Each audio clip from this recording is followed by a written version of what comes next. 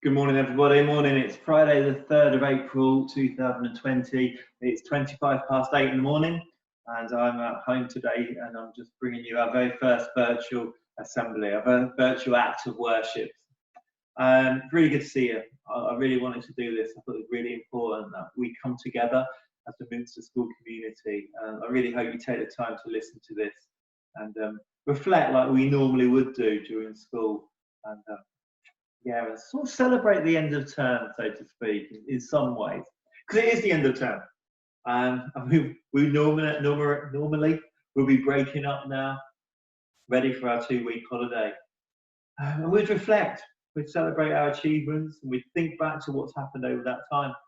6 weeks ago, we were finishing February half term, and we came back to school, and people get year 11, year 13, they were committed to their studies, preparing for their exams, really working hard to make sure they were successful in their GCSEs and A-levels. Across school, we have people obviously doing the right thing, following those virtues that we have of wisdom, optimism, resilience, kindness, and service. The tenor challenge was taking place. The heart space was bustling place as those stalls were selling their products. But then 2 weeks ago, we had that news that actually schools were going to close early. That closure was coming into it, and the health of the nation was so important at this stage that actually we had to stop going to school. And that was a strange time, really strange. It was we said farewell to year 11, we said farewell to year 13. We just sort of came to a bit of an end when we weren't expecting it, and it was quite emotional for a lot of staff. I know for a lot of students, not a holiday like normal. This was actually being told that we couldn't come to school. So over those last 2 weeks, I've started with obviously following the news, the things have evolved, and these 4 images sort of came to my mind about where we're at in this battle against COVID-19, against coronavirus. And we've got a picture up here of Boris Johnson. He became a fixture on the 5 p.m. briefings that were produced by the government. Obviously, him himself at the moment is self-isolating. But he announced that lockdown that we're now following, where we're not able to go out of our house really, apart from those 4 essential reasons.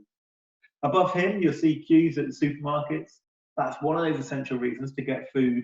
But we do need to keep our 2-metre social distancing, which has led to big queues outside supermarkets. And then obviously when we get into them, some of the food and products that we take for granted that we want aren't on the shelves, and how we deal with those.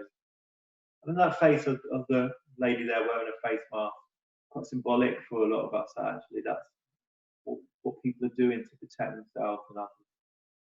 Here we've got a picture of Lincoln. This is the streets in Lincoln, a city not too far from us.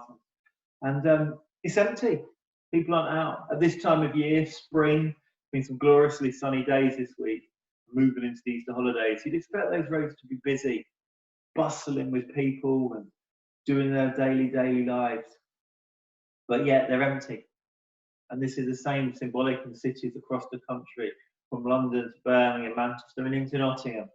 The streets are quiet as people follow the advice from the government. Here there's a photo of 4 British Airways planes, part of a bigger photo really, which shows that the flights all grounded across the country, airports becoming car parks or airplane parks. Planes stop their journeys as people don't go on holiday, aren't travelling for work. And that's a massive impact on the aviation industry. But as we find with a lot of people, this is having a massive economic impact on big industries, but also on small industries, on people's individuals. And it's times like that we think of them and we pray for them and hope they do come through this. But on the other side is some amazing things that come through, and this real sense of community is something I wanted to reflect on today. How people are pulling together, supporting each other, supporting their neighbours, their friends, their families, their streets.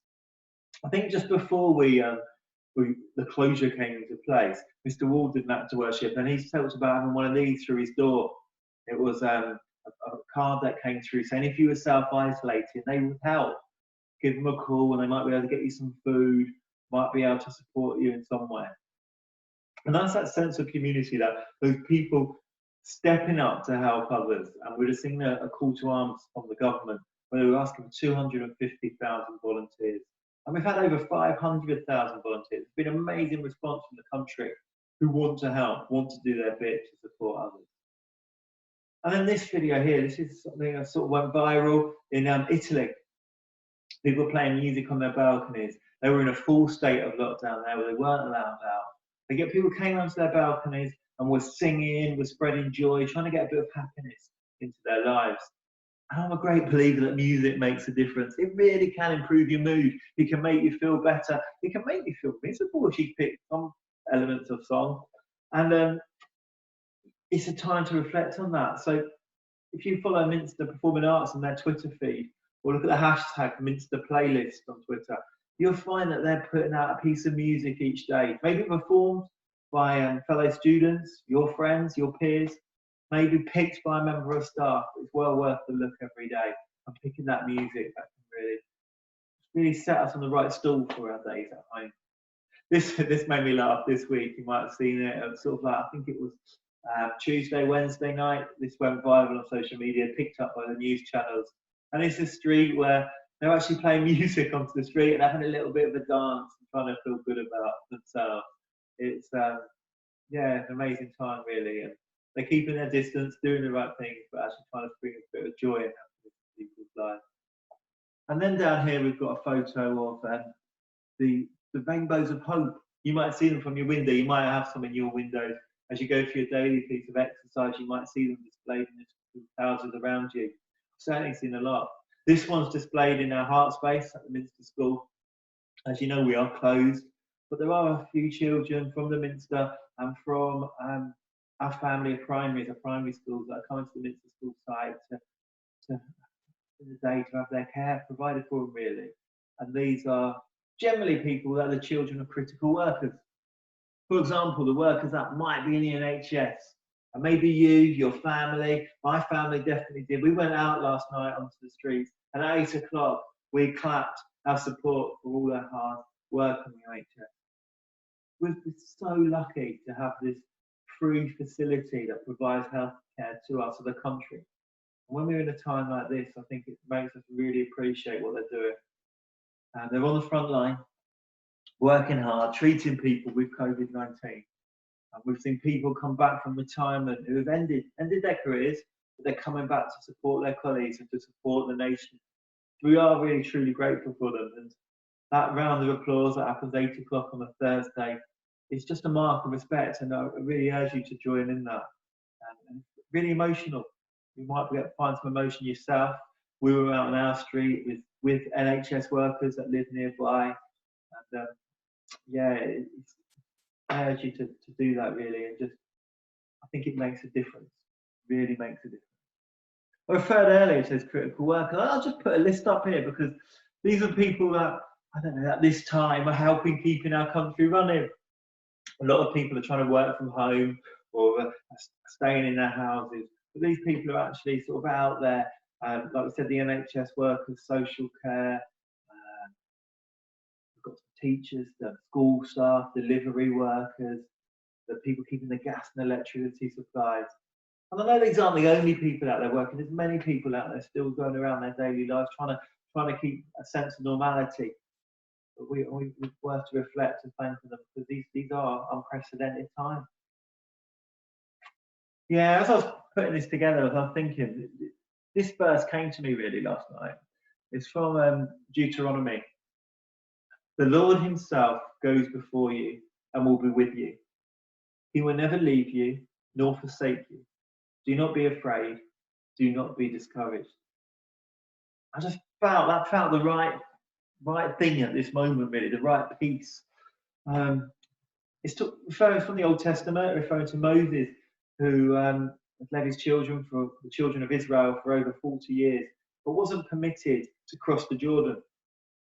And he was saying that actually put your trust in God. The Lord himself will go before you, and he's promised he'll never leave you. He'll never leave you alone.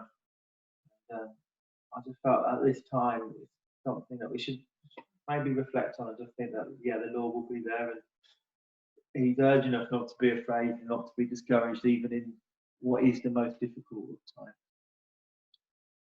I'm also really grateful to our school chaplain. Many of you know Kathy Porter, and she's put together this prayer for the Minster school community. And I really hope you'll just take that time now of silent reflection as I go through this prayer and just say it to us. And as I say at the end, you join in with Amen, or join in the words as we go through. Or either just be quiet and just listen to those words, have that time of reflection. Father, Lord, you made the world with power and love. Nothing is too difficult for you. All around us, we can see your handiwork, your care for the tiniest details, your delight in patterns and colours. As we look out of our windows and step into our gardens, remind us of your faithful love. Lord Jesus, you came to this world with power and sacrificial love to heal and to rescue. Hear our prayers for each other today, for all who are sick, for those who are struggling with loneliness or fear, for those worrying about providing for their family.